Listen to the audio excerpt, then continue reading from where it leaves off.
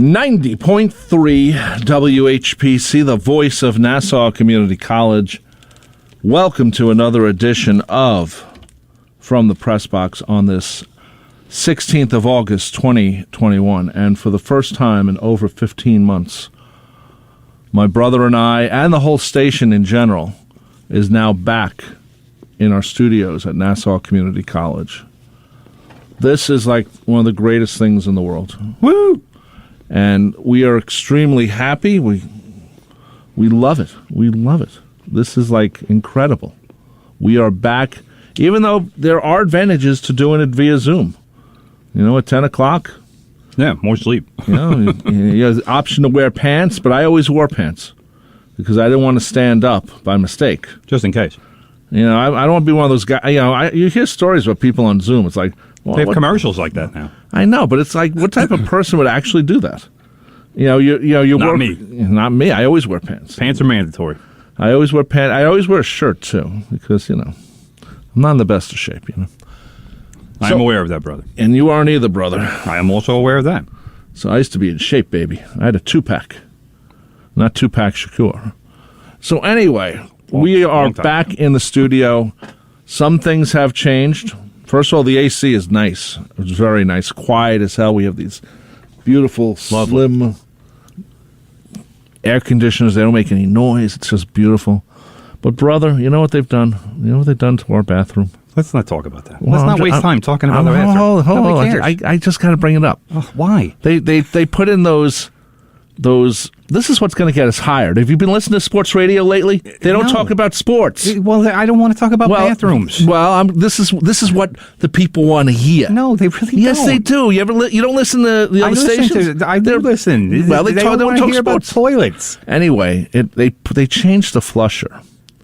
Yeah, it's I now one of those. How I just keep saying, let's not talk about this, but you just keep plowing right ahead. That's right, because I got to finish. And we'll get to it. It's one of those low flow ones. Now, the old one was built when this building was built in the 20s. It was one of those, you hit the thing, and you could put a Chrysler Polara in there, or Dodge Polara. I don't even know what that is. It's a car. It used to take the engine out. You could sleep in the engine compartment. That's how big the car was. You could put a Polara down there, and it would flush down on one flush. Now, you're going to have to probably flush 2 or 3 times. But Chrysler Polara, I don't even know what that is, but I think I really, at this point, probably need to recommend some fiber in your diet. Well, maybe you're right. I was doing a lot of Metamucil, but, because I was taking the sugar one, I'm trying to stay away from sugar drinks. It's my 73rd day. Nice. Day 73. With only 5 days of having any sugar drinks. And I'm not drinking the... It's almost like a hostage discussion. Well, it is. And I'm not even drinking those phony chemical ones, the lemonade and iced teas that sort of taste like lemonade and iced tea. The ones, those powdered mixes that you were drinking? Yeah, so I don't even... We won't use any brands. Yeah, I didn't want to. So, but, and then what they did is they put on the sink, it looks so weird because they didn't change the sink. They put one of those things where you put your hands under and then it reads. Yes, I just experienced that, brother. Yeah, they don't work. They don't work very well. No, they don't. They don't. And you always have to wait. The old ones had the 2 handles. You can put it on. You can probably take a shower in there. Yeah, but they leak badly. So well, they don't care. So anyway, we are back here at 90.3 WHPC here on the campus of Nassau Community College. This is From the Press Box. Tim and I are doing our show together. The last time we did the show together was at Mom's. I don't remember. It was a Sunday. We had to record. I know that, yeah. And I'm talking about the last time we did it in studio. Oh, that was in March. Long time ago. But we were at Mom's, and we found out that... Last March, not March a few months ago. March 2020. Yeah, March, way back when. So we found out that if you do Zoom, you can't be close together. There's an echo. There's some sort of thing. If mics are too close, there's an echo. Uh-huh. And didn't work. So I was in the kitchen, and you were at the dining room table. That was very cool. And also, the first show, remember the first show we did? We didn't know what to do. So not much has changed. We did it at Sean's house for the first and only time. Yes. He invited us over, and he's like, Yeah, okay. And then, just sit on the couch. Yeah, just sit on the couch, which is what we did. And we could have done babysitting time, too. We could have said, Sean, you want to go out and, get a cup of coffee? We'll take care of the kids. And then we left. The kids were looking at us what do you guys do? Yeah, who are you? And then that was why are you in my house? And then Sean said, you know what, guys? Leave my toys alone. We'll do the Zoom thing next week, which is totally understandable. Well, yeah, but the next week or 2 weeks later, I had COVID. So. Right. So that's not good either. So get your shots, everyone. Tim's had it. He also had shots. So some people say, well, I had the COVID. I had the antibodies. Vaccinated people. I saw a great stat today. What? It was it showed hospitalizations, and I'm pretty sure it was posted by my man Bill Ritter, so it's factual and accurate. But it showed that of the hospitalizations, there were something like 551, and I don't remember the time frame, but 551 hospitalizations, and it said all of those people were non-vaccinated. Of the hospitalizations that people were vaccinated, 13. So there's the reason to get vaccinated. Yeah, but that's plain and simple. But there's a lot of people, and people I know, I hate to say it, they have not had the shots. The government can't tell me what to do. Girl brain people. The government can't tell me what. And it gets me. I sometimes listen to stations, and there's a conservative station in New York. I won't name it, and you would think they'd be anti-COVID shot. They're very pro-COVID shot. And they're literally screaming at their audience to get the shot. Their audience is the one that's dying. Right. That's why. Well, I don't know how they're dying, but they're getting it. They put it this way: if you're going to the hospital, then your chances of dying are going up. Well, of course, pretty much every day. Well, anyway, so when this radio station, which, like I said, was basically yelling at their audience to get it, and will they do it? I don't know, but. It's already been ingrained in them. They just all of a sudden reversing is not going to. Well, the thing is, who's their hero? It's former President Trump, and guess what? He and his whole family, the entire Trump family, the kids too, they got vaccinated in January. They're vaccinated January 10th. Of course, he doesn't talk about that. Let's not get into politics, bro. Let's talk sports. I'm just saying that. Let's talk sports. Anyway. You don't want to get me started here. I don't, but I'm just saying. So anyway, brother, let's talk about sports, as we do every week. I just noticed, brother, the printout that you gave me is the same page 3 times. It is? Yeah. Oh, I didn't know that. So here, you can have one. I don't need it.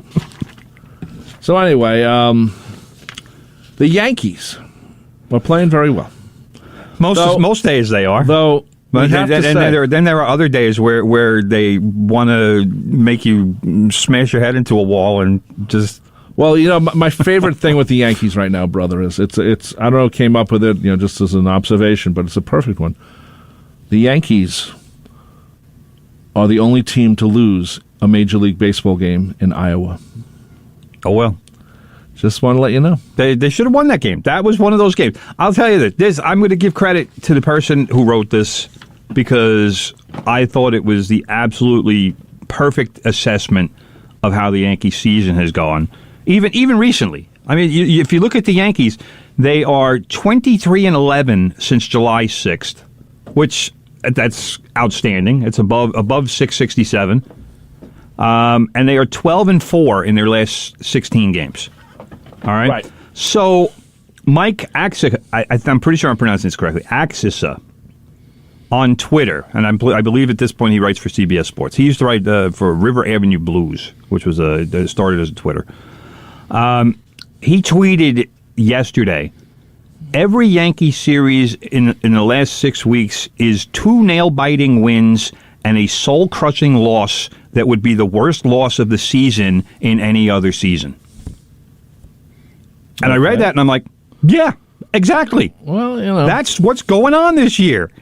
Because the Field of Dreams game, which I thought was nice, I tell you what, there is so much split opinion about my old roommate Dave.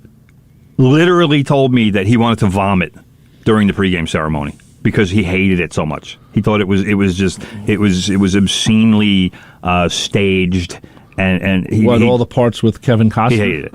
Absolutely hated it. I thought it was actually nice. I enjoyed it, but he hated it. So there is a faction out there of people who, I mean, the thing that I didn't like about it, here comes Costner, and he's walking out in center field, And he kind of looks lost, and it's like, all right, is Kevin Costner so old now that he's losing his way? No, I think he was trying to show, because there was footage of him the day before coming out of the dugout where he looks like he's absorbing it. I get it, but my take on it was Kevin Costner looks lost. And how can he be lost on a baseball field?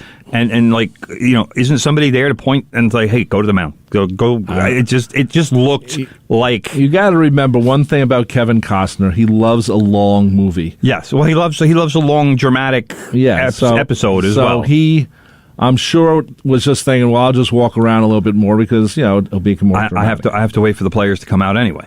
That's true. They all came out through the corner. But anyway, so the Yankees in that game... It was, 7-4 going into the ninth inning. Here comes Liam Hendricks, all-star closer for the White Sox, and the White Sox bullpen right now. Let's talk about that just for a second. The White Sox acquired Craig Kimbrell at the trade deadline from the Cubs. They now have Liam Hendricks, an all-star, Craig Kimbrell, who has been an all-star, and Michael Kopech, who is one of the prospects they got from the Red Sox in the trade for I don't remember who it was, but. The kid throws 100 with ease. So that's your 7th, 8th, and 9th. That's a real good bullpen. Maybe the best bullpen in Major League Baseball. So the Yankees get it to 7-4. And here they come for the 9th, and I'm not feeling real good, and it's not looking good for the Yankees. But then Aaron Judge, boom, home run. Then Giancarlo Stanton, boom, 2-run home run. Yankees leading 8-7. We have a heroic comeback, Field of Dreams game. Then this is the game. This is the kind of game the Yankees should win because they're the Yankees. Of course. Yes, is that biased? Of course it is. I don't care. Very biased. So here comes Zack Britton for the bottom of the ninth, and I'm talking to my man Buscema on Facebook because we message back and forth during games a lot of times. And I say to Buscema before Zack Britton even throws a pitch, I said, Zack Britton's been making me nervous ever since he came back off the IL. He doesn't have it. He really has struggled through a lot of appearances. And I said that, and guy reaches base. Here comes Tim Anderson, and he just whacks one into the cornfield. And as soon as he hit the ball, I was like, oh, crap. Because I knew. Zack Britton knew. In fact, Zack Britton tells Aaron Boone after the game, Yankees manager, I don't belong in these spots. When a player tells a manager, first of all, the manager should know it before the player tells him. But when the player tells the manager, "Don't put me in these spots," I am not getting it done. But that's something that Aaron Boone should have known. Because if I know it, if I'm talking to Buscema and saying Zack Britton's making me nervous because he's not getting it done, well, you got to work on his brains then. But then you put him in situations where he can have success, where if you're winning by 5 runs or if you're losing by 5 runs, fine, run Zack Britton out, let him throw an inning. Let him get some confidence. But you don't put him in a game where you just scored 4 runs off an all-star in the 9th inning to take the lead, and now we got to protect. I actually disagree with you. I think if you have a pitcher who doesn't believe in himself, sometimes putting him in a tough situation is the best thing for him, because if he wins, he says, "Oh, okay, maybe I'm not as overanalyzing it as I think I am." He has been struggling, so you just don't run him out there in a random situation when you're playing a very good team. I mean, the Chicago White Sox are one of the best teams in the American League. This is a team that, assuming the Yankees do make the playoffs, they're going to run into. Sisk. Remember Doug Sisk? Doug Sisk was a bum. Yeah, but he used to be in those things, and our friend Bob used to call him Doug Risk. So I remember him, and he just never got over it. Whatever happened to him, because obviously, right. But Zack Britton has been a proven commodity, and I'm assuming he hasn't all of a sudden just lost it, but. Like I said, since he came back from the injured list, he's been shaky, is a good word for it. Okay. He hasn't been the lockdown guy that he has been throughout his career. Now, I'm not going to sit here and say he's done or get rid of him or anything like that, but he needs to show that he can get the job done in a reliable manner before you start throwing him out there in 9th innings. Well, where one swing of the bat costs you a ball game. Well, that's true. That part's true. By the way, the home runs that went into the cornfields. Yes. Did they find them? Probably. There were people out there. They had a maze, a corn maze or whatever, behind the cornfield. Right, but that's and when part they, of, I think that's when part of the when the whole home runs area. got hit, people started running into the cornfields. Oh, okay. Because I was like wondering, maybe if it's in the cornfield, it might be hard to find. Well, if it is, it is. I mean, by the way, you know where the ball pretty much lands. A couple of things about that game we should mention. First of all, it was not the actual movie set of Field of Dreams, which was on the other side. That is correct. They actually Major League Baseball actually built a stadium, right, and recreated pretty much everything, but it was not the original site. No. So for people to say, "Oh, it's the same," no. Second of all, It's on the same land. Yes, it is. But it's right down the road, so to speak. It's like new Yankee Stadium and old Yankee Stadium. It's not the same place, but it's right. A couple steps, okay, a few that's steps. good. That's a good way of looking It's at it. close. I have to say that I thought Costner was really good in the interviews.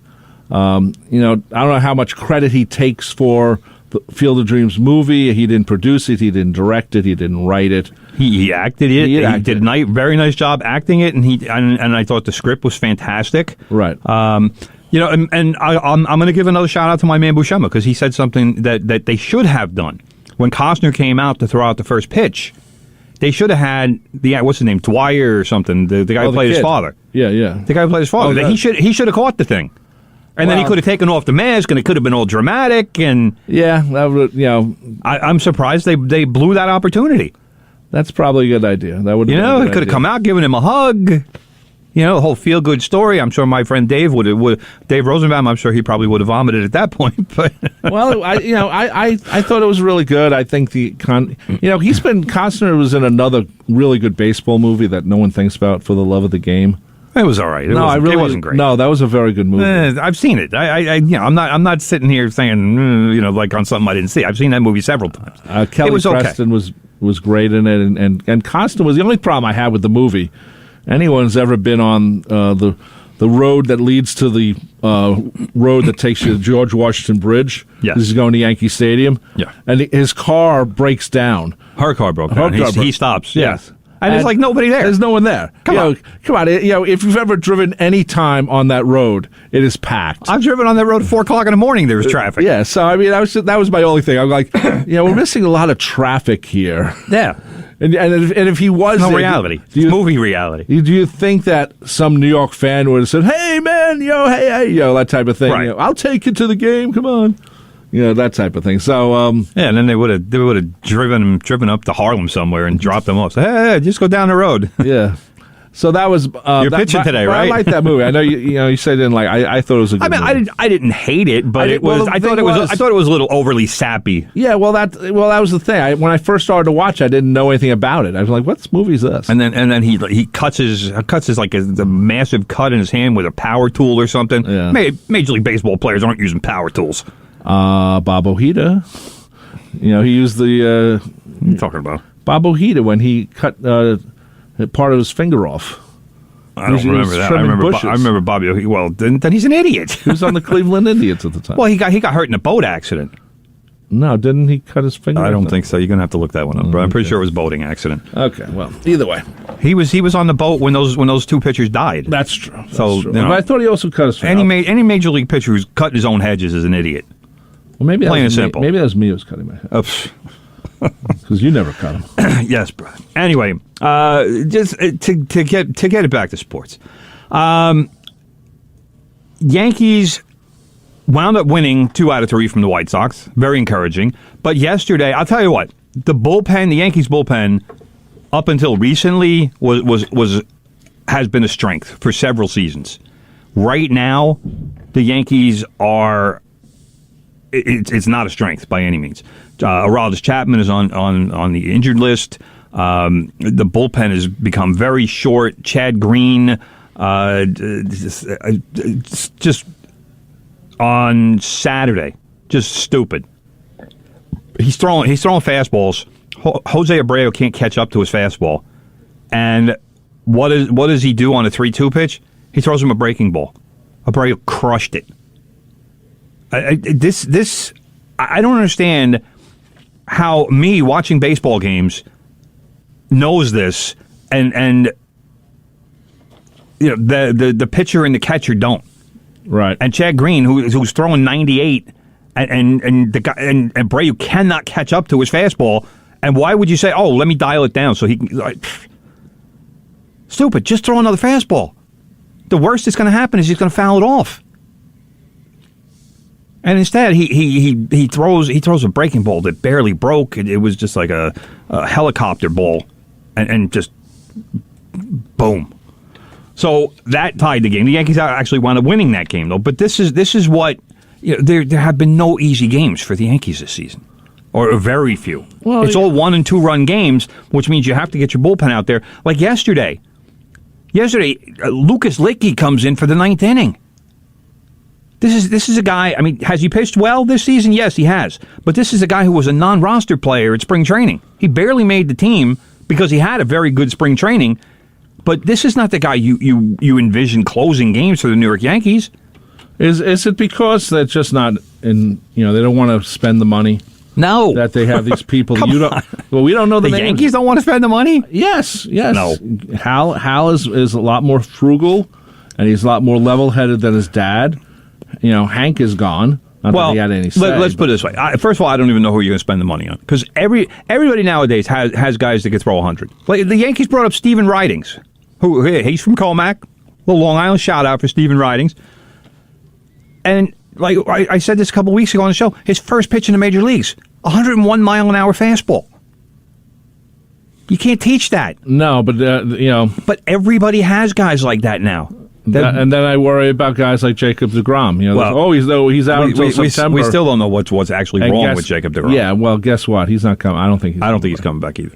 But the issue that is existing with the Yankees bullpen now is that I don't know if Chad Green has Aaron Boone's confidence after giving up that home run to Abreu. Zack Britton, certainly, he doesn't have my confidence. I don't know about Aaron Boone, but I would assume if he's telling Aaron Boone not to use him in high-leverage situations, then Boney probably doesn't have a lot of confidence in him right now. And if that's the case, with those two guys, if you're taking them out of the equation, what do you have left in the bullpen? Those were supposed to be your 7th and 8th inning guys this season. And your 9th inning guy is on the injured list. Right. So what's left? I mean, the Yankees had Wandy Peralta closed yesterday because Lucas Licky put guys on base, and then Peralta stupidly, he took too long to get to first base on a grounder to first, and he could have tagged Tim Anderson, but instead he tried to go for the bag, and Anderson beat him to the bag, and then he was fortunate enough to get a double play to end the game. I mean, the White Sox were basically one hit away from tying the game. Well, I don't know. I mean, Yankees haven't, but it's much tough to be a Mets fan, bro. Let's be honest. Oh well, I mean, I'm not going to argue with that because right now, really, the Mets are just crap. I mean, they really are, and I don't say that as a Yankee because I don't take glee in the Mets being garbage. I've never been that kind of Yankee fan. I would take glee in the Red Sox being garbage. The Mets, I don't really care that much about the Mets, but I've watched some Met games this year, and I was especially watched them against the Phillies, and I was again messaging people. I like to message people during games. My man Cliffy, he's a Phillies fan, and I messaged him. I said, "How do you watch this team? They're awful." But they won the game. Yeah, they did. And I think they swept the Mets in that series, and that's all he kept saying to me. He goes, we're in first place. I'm like, yeah, but your team is terrible. Like, they don't do fundamentals. And he's like, well, we're in first. And then he texted me after the game, hey, another win. And I'm like, I can't argue with you. Well, but how do you watch this team? It's terrible baseball. Well, I'm looking at the standings right now. The Yankees are 65-52, 5-56. They're 5.5 out, which is getting better. I don't think they're going to catch Tampa Bay. I don't know what deal with the devil that the Tampa Bay Rays have made. They somehow that's supposed to be a little funny, right? They somehow manage to contend pretty much every year, and I have no clue how. And they want to move or get an arena or new. Well, stadium, they should move because Tampa they get about 16,000 people a game, and that's the franchise has been run in a remarkable way for decades, and the people down there just don't support them, so they don't deserve that. Boston is 69, 51, 575, 3 games out. The Yankees are 65. The Red Sox were in a free fall, brother, and then Mr. Schedule Maker was nice enough to say, we'll give you 3 against the Orioles. Yeah, well, thank you. When the Yankees are 65-52, 5.5 games out. Yeah, but they're only what 2.5 or something. 2.5 for the wild card. Because that's I'm looking at the wild card right now. I'm not even looking at catching Tampa Bay until it starts to get close. And right now 5.5, that's not close. No. So once you get to like 2 or 3, and then we'll start talking. Yeah, and then the Mets right now. Atlanta is actually starting to break away, let's stop. That's not saying a lot because their percentage is 525. They're a couple games over 500. Well, they're 62 and 56, so that's 6 games. Yeah, it's a couple. Because they had a good week. Basically, the National League is going to come down to which team can have a good week from September 24th to 30th. That's the National League East in a nutshell. That's what it's going to be. Well, the Mets had that in 73.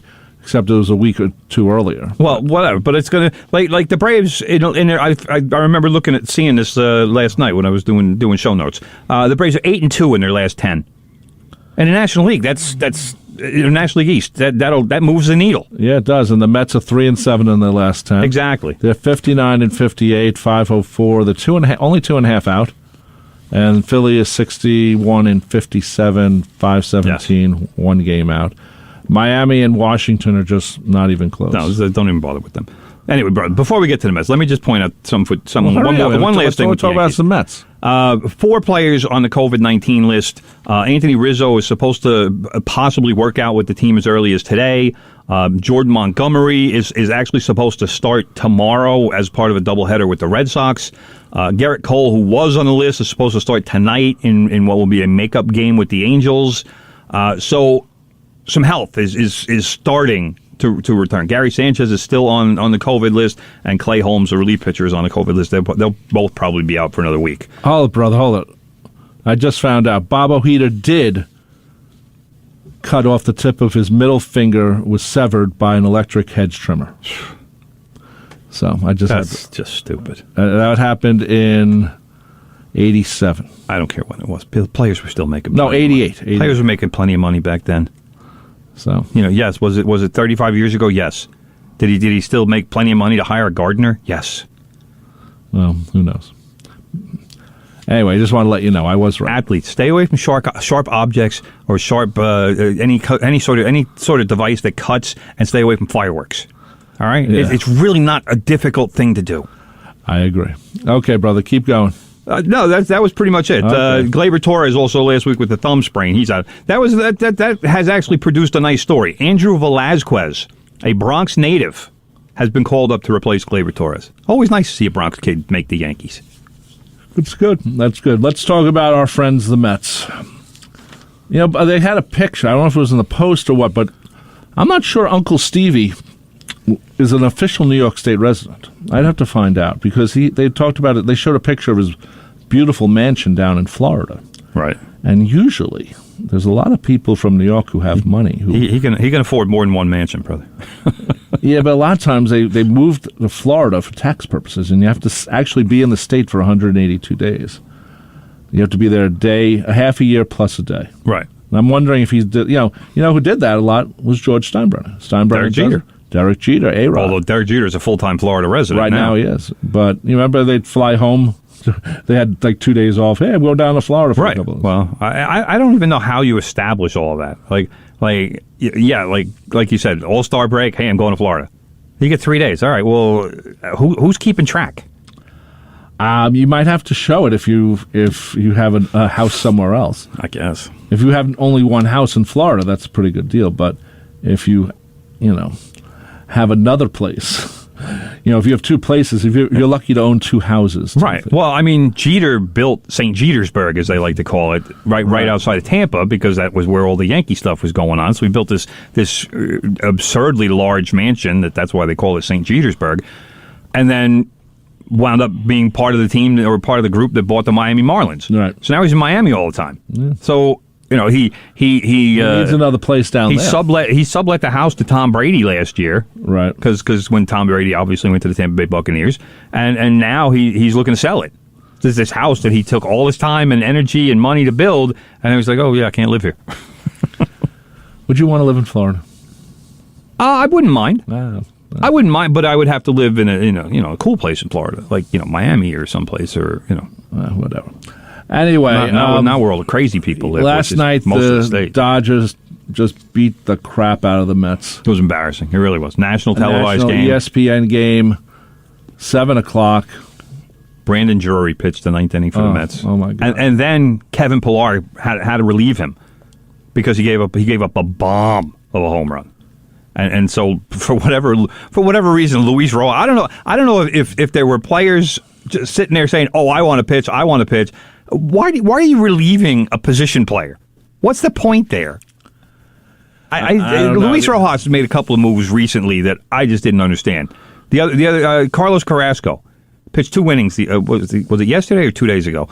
And he lets Carrasco hit in the bottom of the second. And then he brings in a relief pitcher to start the third. Yeah. Well, why are you letting him hit? Good point. Why you don't let a pitcher hit unless you want him to continue to pitch? And I've defended Luis Rojas on this show. I've defended him a lot, but that was stupid. There's so many. Online, there's so many Met fans who just want to kill him.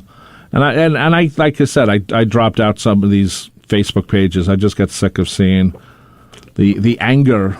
There's a lot of negativity around. A lot of negativity towards the Mets. But the problem with the Mets this season was as soon as Steve Cohen bought the team, the idiot fans, and I'll separate them from the regular Met fans, but the idiot fans thought, all right, he's just going to buy everybody. George Springer's going to be our guy. Trevor Bauer's going to be our guy. You're now lucky you didn't get Trevor Bauer. But every free agent, we're going to get him. And he's going to spend $350 million on payroll. No. It's not going to happen that way. And there's still a significant faction of Met fans who think that's going to happen. That this guy is just going to throw money around and spend hundreds of millions of dollars, and it's not going to happen. He did. He did it with Lindor. Of course, he gets hurt. Let me put it to you this way. Is he going to be afraid to spend money like the Wilpons were? Absolutely not. No. But is he going to blow other teams out of the water financially? No. Don't get me wrong. The Mets will be, more than likely, one of the top 5 spending teams in baseball. But that's going to have to get it done. It's not. There's not going to be a $400 million payroll. No. I don't expect that. And to be honest, but there are a lot of Met fans who do. Yeah, I know that. But he's worth $14 billion. Okay, well, it's not bad. It's not bad. So anyway, but he needs a social media director. I'm available, Uncle Steve. Uncle Steve, he's just learning, I think, social media. He's not used to answering to angry Met fans, which I don't know. He's had some angry investors in his life, so it's probably similar. But that's different. You don't have to listen to him online. So anyway, what's happening? They're playing the Dodgers and the Giants for the next. No, the Dodgers just swept them over the weekend, brother. So now, and this aggravated me when I saw this last night. The Mets play the Sunday night baseball game against the Dodgers tonight. No day off. They will be playing at the San Francisco Giants. Not fair. Thanks, Mr. Schedule Maker. I mean, that's horrible. I don't know who made these decisions. First of all, most teams, when they go from East Coast to West Coast, they get a day off. But not only do the Mets not get a day off, which is bad enough, but they have to play a late game. I don't even know what time they got to California. And they're basically going to wind up sleeping all day today. Well, it was interesting. The ESPN game's normally like 8 o'clock or even later. And they played at 7 and last they played night. 7. Oh, such a concession. Come on. They probably went straight to LaGuardia right afterwards. Absolutely. That's a day where you come to the park with the suitcase, and as soon as the game is over and all the interviews are done, and maybe you grab something to eat, and it's get on the bus and we're going to the airport, and the charter's waiting for us because we got to try to save every minute we can. And then they have to check in, and then I mean, they weren't getting to the hotel until 3-4 in the morning. Who thought about this one? It's absolutely stupid. absolutely stupid. So. Look, I rarely talk about gambling on this show, but bet against the Mets tonight. They're not winning this game. Well, and if they do, I'll be stunned. I wouldn't. I don't even know who's pitching tonight. I wouldn't be surprised because it's been, gambling is starting to get more and more embedded in sports. That would be someone bring that up.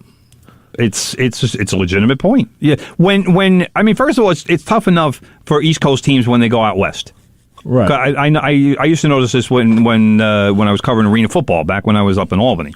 I mean, that whenever the Firebirds went out west to play like San Jose or whoever, it never was a good thing. Because they always left like the day before the game. By the way, brother, did you see who won the National Arena League? No idea. The Albany Empire. Oh, I thought of my brother. Good for them. For those who don't know, Tim used to cover the Albany Firebirds for the Troy Record. I should be in the Arena Football Hall of Fame. I really should be. Well, there's no Arena Football League. That's the problem. Well. And Tim covered the Albany Firebirds, and they won a championship. And he knew a lot of the guys, and, you cover them for all those years. You become friendly with them. Yeah. And, I thought of you when I read this, because Albany, Tim Leonard, and Arena Football. So. Oh, well. And he plus also had the great AFL Weekly. I'm still friends with a lot of those guys. On Facebook, I talked to them. Freddie Gales, Mike Perez, Mitch Suplee, especially. He's my guy. What about Mike Garcia? No, Aaron Garcia. Aaron Garcia. I was never really tight with him. Okay. Anyway. I still have no idea what happened to MC Jones. There's your story. There's a great story you wrote. You wrote several great stories on him. Okay, the Giants and the Jets played this past weekend. I have to say, brother, one thing about going to 17 games this year isn't the possibility that some players might get injured. I'm not thinking of that. I'm not thinking of anything else than the fact that there's only 3 exhibition games this year. And I'm so happy about that because I think exhibition football... I'd be fine with 2. I'd be happy with 2 also. I really think there's nothing romantic about exhibition football the way there is with exhibition baseball. By the way, go ahead. We're in the studio. Yeah. I forgot to mention the phone because we haven't mentioned it in 15 months. 516-572-7440. Let's get some phone calls, people. Let's get a phone call in here. 516-572. Yeah, I totally forgot. Yeah. I'm expecting to say, okay, I'm going to pull out my phone and put in my my ear pods and do it that way.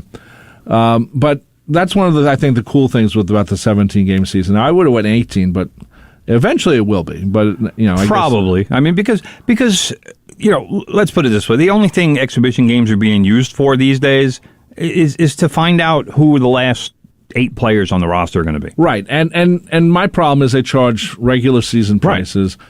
And it's not like they say, well, here's some passes, here's some beer or some soda or a free soda or something just to get you to go. I feel bad for the people who buy season tickets, and they have to buy exhibition. You can't not buy them. So you're paying it's part of the package. You pay for you pay for 3 games now. No one wants them. You can't give them away. You can, but nobody really wants. Well, you know what they do now? They give them away as a tax deduction. They give them to like the Boy Scouts or something. Yeah, that's why you'll see a lot of charities will have tickets to exhibition games. Yeah. So anyway, Daniel Jones didn't play. Neither did Saquon Barkley.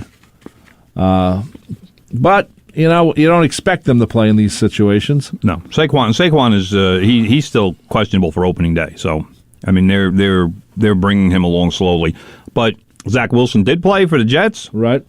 So that made it. That was the draw for this game. Is let's see what Zach Wilson can do, and he showed himself well. The kid was he only played 2 series, but led the Jets to a field goal. Was 6 for 9 for I don't know how many yards, brother. What does it say? But completed 6 of 9 passes for like 63 yards. Hey, nothing wrong with that. I'll take that. That was almost a full game for Sam Darnold. Yeah, well, 63 yards part anyway. I'm hoping that Zach Wilson isn't still on the conveyor belt of the other 4 Jet quarterbacks that were supposed to save us, or save the Jets, I should say. All we can do is wait and see, brother. The script has been flipped. Sam Darnold has been sent out of town because he couldn't get it done. And now Zach Wilson's turn, and let's see if he can be. I mean, I don't even need him to be a star. I just need him to be competent. No, I mean, I that's agree. I'm not sitting here saying, "Hey, Zach Wilson, you have to be Tom Brady or Peyton Manning or somebody like that."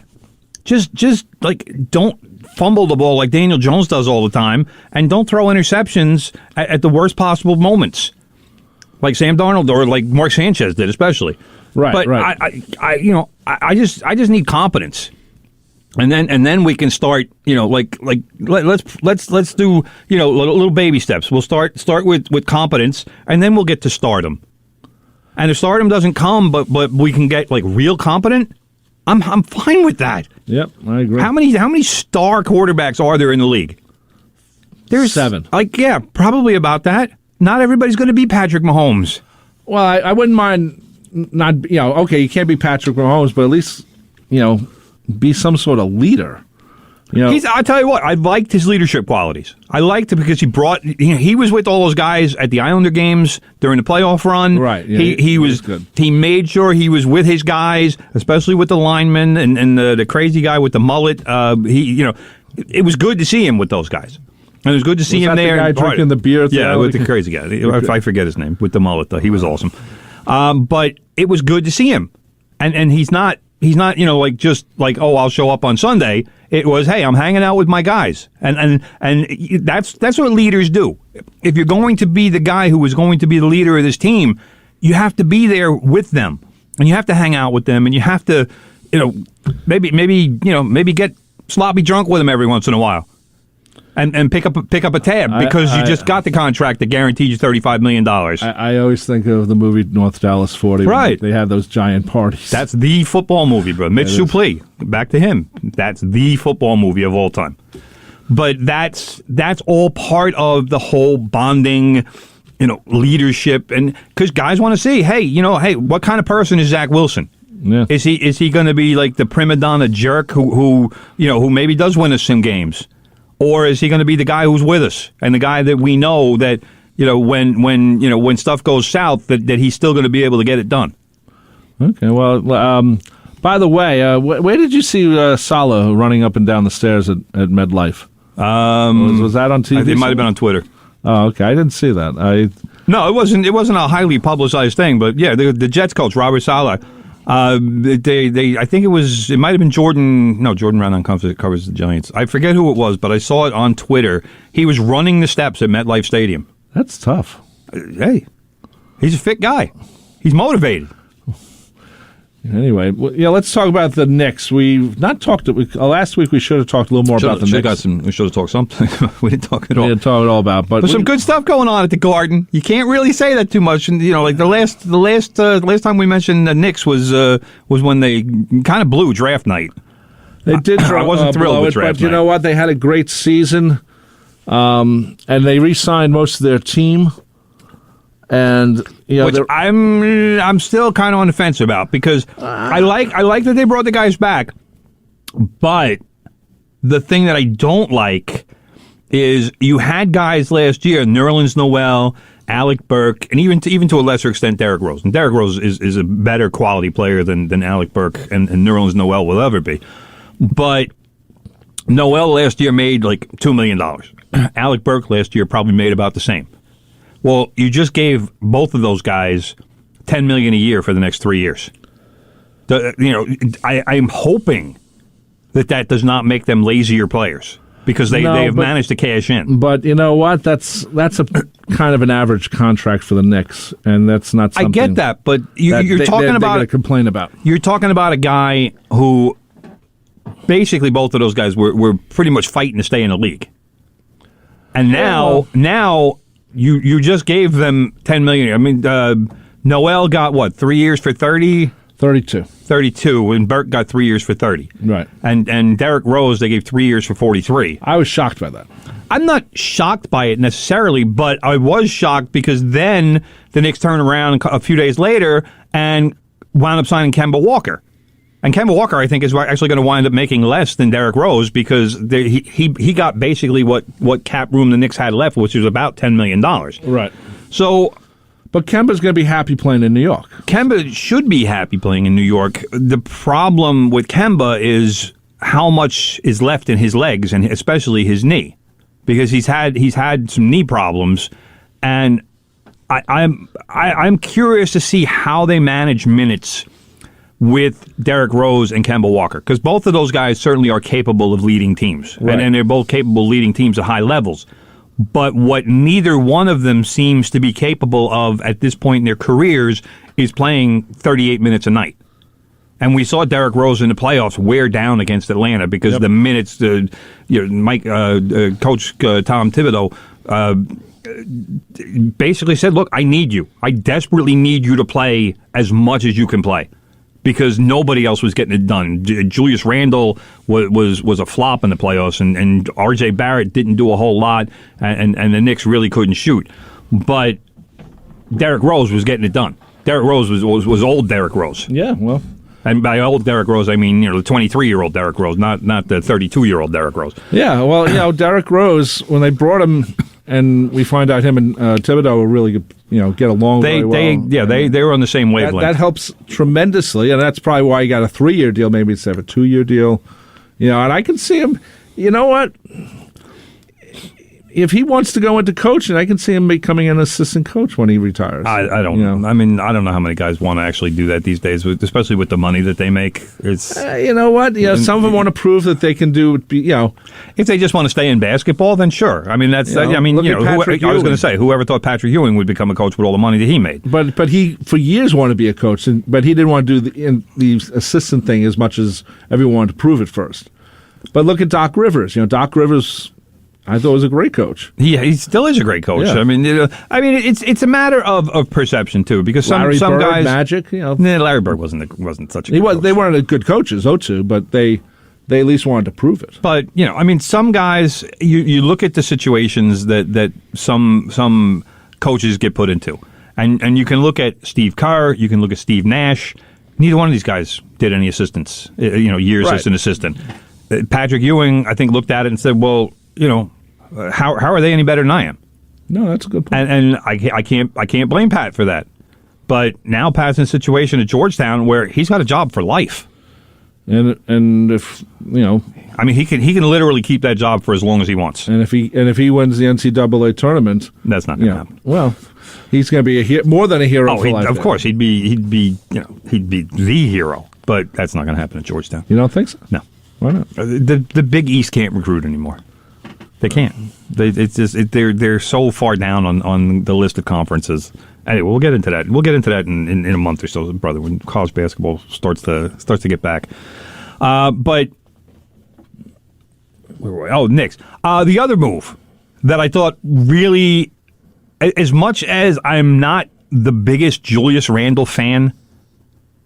And don't get me wrong, he had a spectacular season last year. Just career year by any measure was outstanding last year.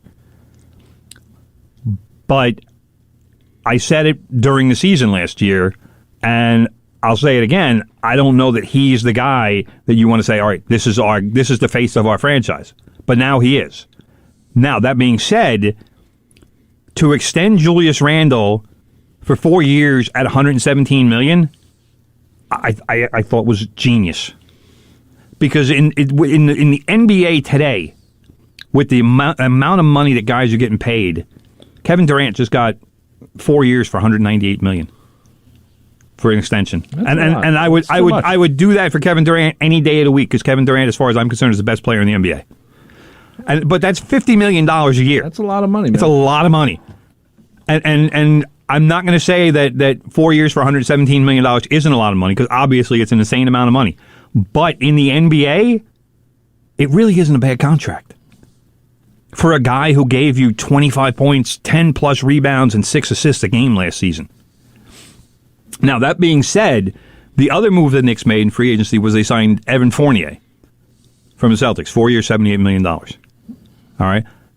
Evan Fournier, he is going to give the Knicks another guy who can score. And he's more of a perimeter player, which should open up the inside. I still want to know who's going to drive the ball. Do we have too many scorers now? No.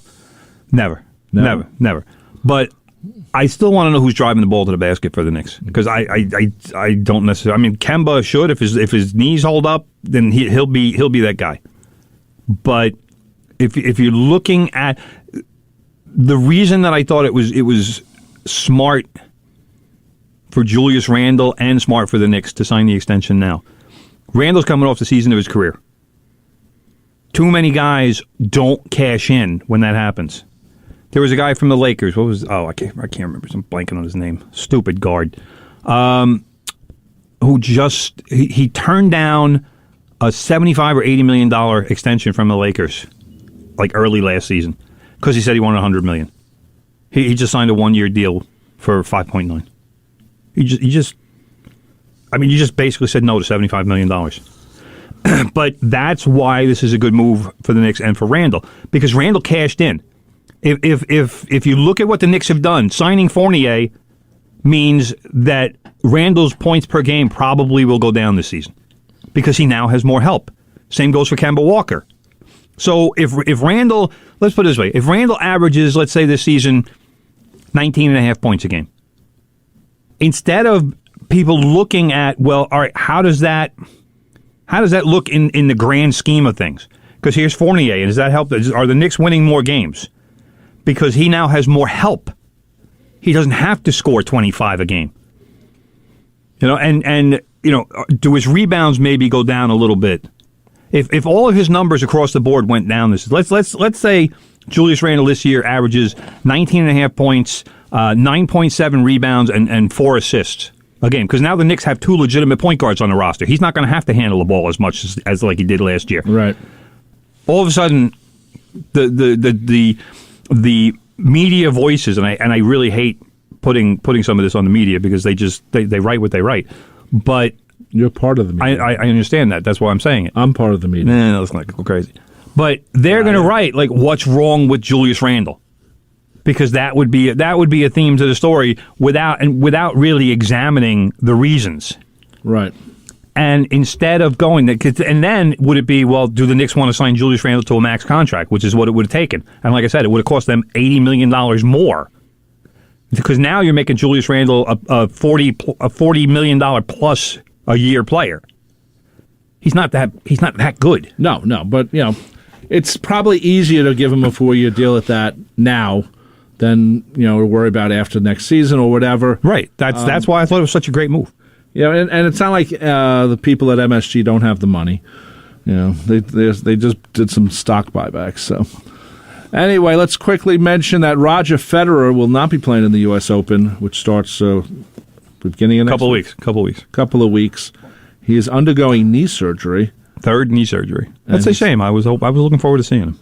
And he will be out for many months. Yes, quote many months. That was Roger's words. I think Roger, might be retiring. Might be done. He's 40. Yeah, that's why. He's a man. He's 40. It's an old quote, brother. Thank you. And quickly, brother, let's talk about soccer. We are a soccer-friendly show. Your gang at Tottenham defeated Manchester City 1-0. How about that, brother? Is that the most important opening weekend, and no Harry Kane? First of all, let's talk about how Manchester City manager Pep Guardiola once famously said about Tottenham, that's the Harry Kane team. All right? Manchester City has now played 4 games in Tottenham's new stadium, which I still call White Hart Lane, but they call it Tottenham Hotspur Stadium. Sure. Take a guess how many goals Manchester City has scored in those 4 games, brother. Total. None. Exactly. 0. 0, yeah. So here's Tottenham Hotspur. No Harry Kane yesterday because there's still this whole big drama that's going on. Will Manchester City actually make a decent bid for him? They seem to think that they can buy him for £100 million, which is a joke. The price has been set at 150 by Tottenham's chairman Daniel Levy, and that's a fair price for Harry Kane. For Harry Kane, £150 million. Why would you sell him? You don't want to, but if he wants to leave, which he has said that he wants to. There's two reasons that he wants to leave. Team for life. 2 reasons that he wants to leave. One, he wants to cash in. Manchester City will pay him probably twice what Tottenham is paying, and they don't care because they're owned by an oil baron. They print money, and there's a great story that I posted on Facebook. In fact, I'll post it on the From the Press Box page about all the shenanigans being done by Manchester City about how they're pouring money into the club that violates the financial fair play rules that are in place and have been trying to hide this from the Premier League for years, and have actually gone to court to hide it. So it's a great story by the Sunday Mail. But they have been that Manchester City has been. It's been in the news, and the problem that I have with the media over there is they have fanboys in the media, and they just make stuff up, and they put the stuff out there, and it becomes the story. It's like they create the story. You don't hear any quotes from the player or the club or anything. It's always sources close to, and it's all nonsense. But that's what the media is there. So Harry Kane came. He was supposed to come back from vacation. He wound up coming back late. Then all of a sudden the story is, well, Harry Kane's not at training for Tottenham today. Then that was a Monday. On a Friday, Harry Kane releases a statement saying, well, they knew I was coming back on a certain day, and I was there when I said I was going to be there. Why did this take 4 days? Why did you wait this long to straighten this? It was so stupid. It just created a story where Harry Kane is claiming there's no story. Well, dude, why did you wait 4 days? I agree. Fix it. I agree. Don't allow it to fester. Don't allow it to blow up and turn into something. But that's what's going on. What I'm hearing is Harry Kane's wife doesn't want to leave London. They both grew up very close to Tottenham. I mean, like within a mile or two of Tottenham Stadium. Manchester is all the way up north. Nobody wants to live in Manchester. It's a dump up there. Of course. So she doesn't want to move because that would aren't they the equivalent of like the Boston Red Sox? It's kind of close. But that would put them like 3 hours from their families. She doesn't want to do that. They have 3 kids now. So why would they want to leave? There's also another rumor going around that Tottenham is ready to give Harry Kane another new contract, but that this one would actually require an escape clause so that if a team does want to bid for him, that they would know what the target is and how much they would have to bid, and then he would be able to be sold. So we'll see what happens. But look who it is. Look at Big Ed. But Heung-min Son yesterday, brother, with the goal. Tottenham with the big victory. He actually came and he read my mind. First of all, yes, 15 months. That's applause for station manager Sean Novak. There are some stations that are still off the air, or they're using other ways of doing things that weren't as effective as ours. We thank you, Sean, because, well, first of all, you didn't want us coming to your house. I mean, we know that. I really can't blame him for that. I can't believe you did come to my house that first week. Well, my brother's very determined to get a radio show on the air. You should know that by now. Yeah, we showed up and your kid just looked at us like, what are you guys doing here? Yeah. Who are you? Stay away from my toys. Yeah, well, basically. And we only took it up for 1 week, but it actually worked out very well. And thank you, Sean, and we should mention Kim did a lot of yeoman's work, too. Kim always does yeoman's work. And so we thank her, and, it's great to be back here. It's just fantastic. This is my second day. I was here yesterday. It's just absorbing this whole thing of being in a radio studio. As much as it's nice to be at home, you can, right after your show, you just walk into the kitchen, have, an iced tea or something. Time for breakfast. So, I mean, it's pretty good. And then Big Ed. It is so good to be back here. I know. March 9th, the last time we were all in this room together. That was 2020. Yes, it was the last show we did here. We walked out of here that day, and the next day, boom, everything shut down. And we said, see you next week, Big Ed. Yeah, I never ever thought that it would be 17 months before we saw each other again. I thought it was 50. Why does everyone keep 17? No, it's 17. It's 17? I keep saying 50. It's 17. 17. Oh, wow. Okay. Well, yeah, you're right. I mean, he was at the Big East tournament. Yeah. At halftime, they canceled the game. They said we're done. That was the weird part. It was the leagues. I'm pretty sure that's where I caught COVID. It was probably the Garden. Well, just so you know, I spoke with your brother a million times during this whole thing, and I would always... That doesn't surprise me, Big Ed. When he told me that you had COVID, I kept telling, how's Tim, and I was glad to hear you got better quickly. And yeah, I know you had your issues, and I'm very sorry you had to deal with that. No, I mean, it was. I tell people it was certainly no fun, and this is why when I tell people and friends of mine are like, oh geez, you're going on and on with the vaccination. I said, yeah, because I had it. Yeah, it was bad, and I didn't even have a bad case. But I mean, basically for 2 weeks I didn't eat. I probably lost 10 or 15 pounds, which obviously I've gained all back by now. But I mean, I literally didn't eat for 2 weeks. Yeah. And I felt like I got hit by a truck. And every day, a couple times a day, it would be like, you'd just be sitting there and just like sitting on the couch watching TV, just like a blob. And then all of a sudden, it would just hit you like, oh my God, I got to go to sleep. Yeah. And that wasn't even a bad case. Because all we did was, or all I did, I was making sure that my breathing was okay and that I wasn't really getting congested and anything. But then I called up my healthcare provider and I said, what happens? I said, I don't know where the closest emergency room is. And they were looking it up and they're like, oh, well, if something happened, you should go to Elmhurst Hospital. And back then, 17 months ago, that was like ground zero for where people were dying. I'm like, I'm not going there. What are you, nuts? Yeah, I know. Well, I'm glad you're all right. Rob, I'm glad we kept in touch. At least, we've known each other since 1985. So, it's been a long time, and 17 months without seeing each other was kind of crazy. I haven't seen you use the same haircut. I don't change. Yeah, I know that. I know that.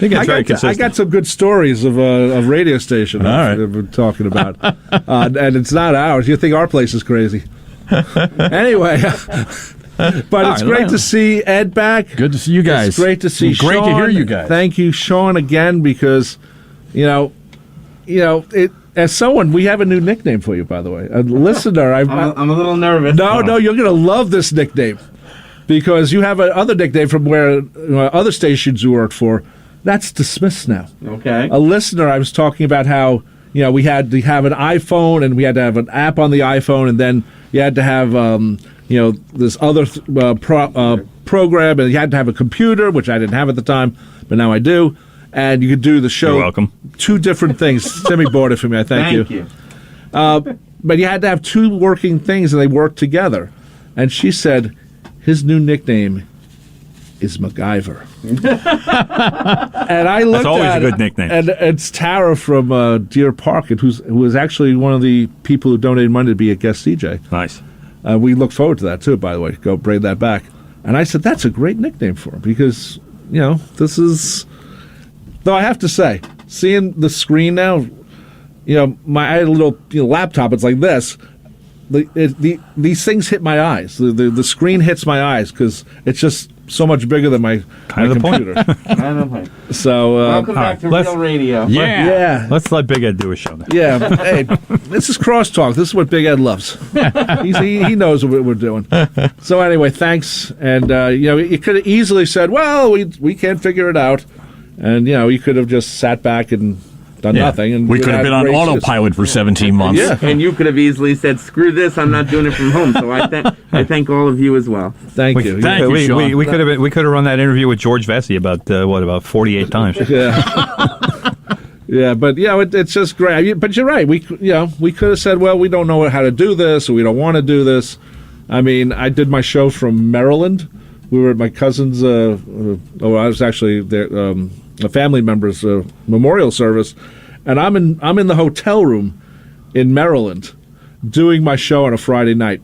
That is so incredibly incredible. I know. And then you did my show that Sunday. I did your show from Florida. That's right. I did at least 8 or 9 shows down in Florida. Yep. So it's a new world. Yep. It's a new world. Anyway, we're going to take a break. Big Ed's coming up next with the Good Gold Show. Thank you all for listening. We'll be back live next week in the studio